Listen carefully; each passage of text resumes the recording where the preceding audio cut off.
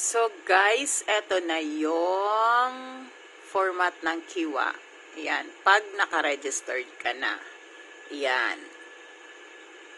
Mamaya ituturo ko sa inyo kung paano mag-register dyan. Yan, ayan ang format. Tapos, dito mo makikita, yan, end of service calculator. Mag-calculate ng iyong settlement. Employees policy. Yan. Share profile. Yan, employee transfer. Dito. Dito ako pumunta sa employee transfer para i-approve ang aking pending na request. Tapos, job contract. Ayan. Yan siya, guys. Ayan. So, ayan yung ating Kiwa system. Ayan. Then, let's see kung talaga bang na-approve na. Yan, ang aking employee transfer. So, it's already done. It's already done. Approved. Ang status niya is approved. Ang request date niya is July 29. Then, approved na siya. Ayan, hindi ko maano yung new establishment ko kung ano yan. Pero, Radisson Hotel po ako lilipat. Ayan. Transfer laborer from another establishment. Ayan. Current establishment ko is Musa Hospital, Specialist Hospital. Ayan. Ayan siya, guys. So, approved na. Let's say, try natin i-view kung ano makikita natin dito sa action. I-view natin. So, ayan. Ayan. Employee transfer request. Ayan na siya, guys. Ayan, request details. Ayan siya. Ayan. Transfer laborer from another establishment. Ayan siya, guys. Ang status niya is approved. So, by August 15, ako ay lilipat na. Joining date ko sa bagong company na papasukan ko. Ayan. So, ayan, guys. Ayan na siya. Approve ng aking transfer. Through Kiwa system. Ayan. So, ngayon, magla-log out ako kasi ituturo ko sa inyo kung paano mag-register dito sa Kiwa. Okay? Ayan, guys. Pagka sinabi na ng inyong employer na i-approve nyo na yung request sa Kiwa system, mag-open kayo ngayon ng account dito sa Kiwa. Punta kayo sa Google Chrome. Then, just type lang ang Kiwa. Yan, Kiwa. Yan. Type nyo lang yan. Kiwa. Then, so makikita nyo yung individual. Ayan. Dito kayo sa registered. Hanapin natin yung Kiwa registered. Ayan. Kiwa registered.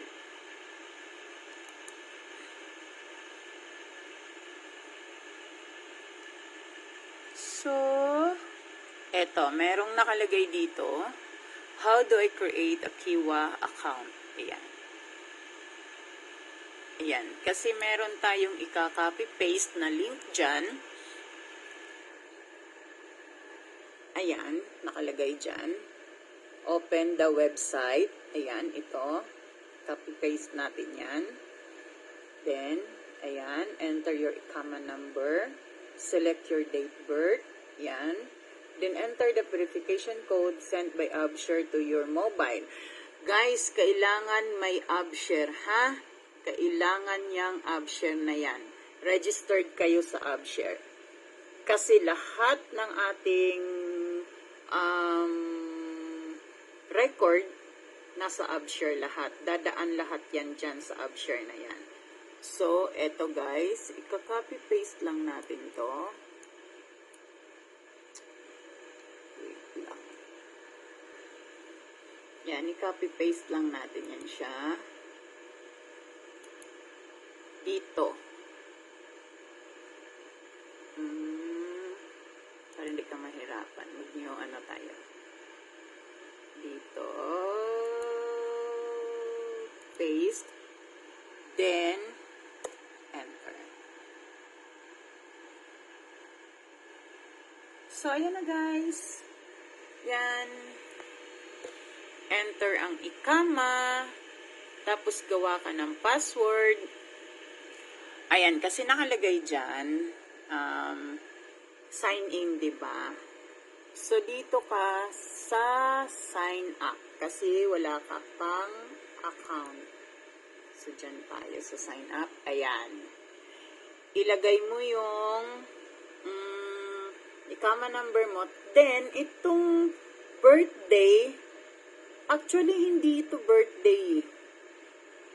Expiration ng ikama mo eh. Expiration ng ikama mo to. Kasi ako, nilagay ko birthday rin. Tapos, nung makita ko, wala siyang, iba ang year nito guys. Tingnan nyo. Iba ang year na nakalagay. Yan. Kasi ano to? Hijri? Yan. So, ang ginawa ko, pumunta ako sa AbShare ko, tiningnan ko ang ikama ko doon, sinet up ko sa Hijri year. Hijri bata, ang ano niyan? Ang bigkas niyan? Hindi ko alam. Basta yung year nila dito. So, nalaman ko na ikama pala ito, hindi niya, expiration ng ikama. Yan. Tapos punta kayo sa AbShare, i-setting nyo muna ng yung date doon sa expiration ng ikama para makita nyo kung anong taon. Kasi yung sa akin 1443. 1443 ang expiration dito. Date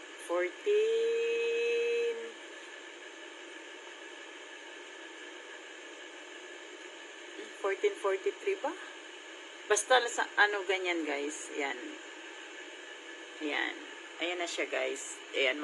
Lang kayo dyan. Sign up lang. Hindi na kasi ako makapag-sign up guys kasi meron na akong account. So, kailangan kong gumamit ng bagong So, ngayon, ayan. Kanina itinuro ko kanina sa inyo kung paano pag may account na kayo, kung paano magpunta. Same lang din guys. Pagka nakapag-register na kayo, madali lang naman kasi meron naman na siyang instruction dyan. Sunod-sunod na yan. After mo ma-verify, ang importante, yung number nyo. Kasi every time na may open kayo, magsisend siya ng verification code. At saka sa AbShare, yun. Bago kayo sa Kiwa, dapat may AbShare kayo. Registered kayo sa AbShare guys. So, ayun. Eto lang. Ayan.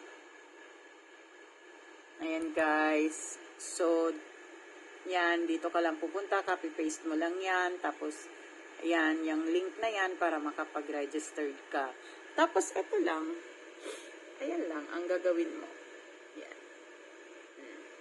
Yan lang siya, guys. So, ayan, sana makatulong sa inyo. Sana makatulong dun sa mga nagbabalak na lumipat ng kumpanya.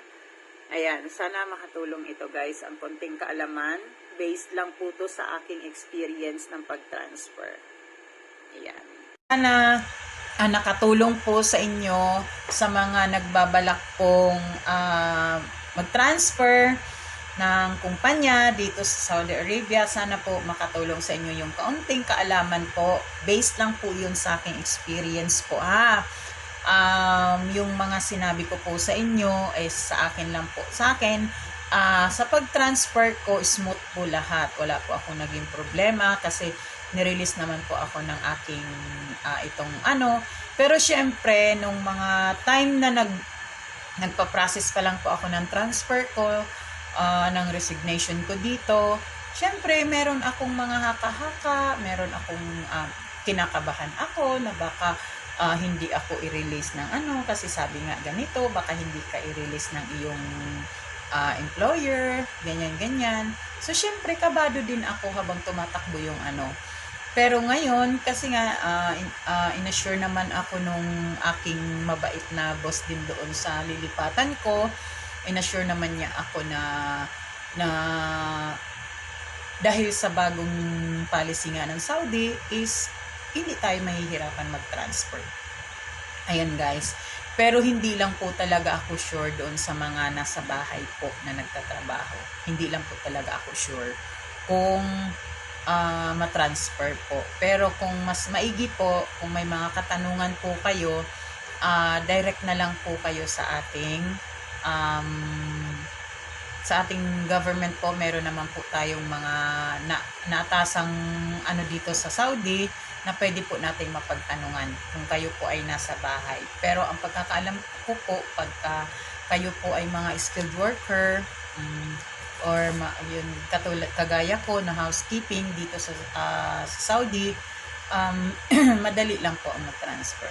Basta wala lang po kayong atraso, wala kayong nilabag na policy sa dati mong employer, wala pong magiging problema ang pag-transfer po. Madali lang po.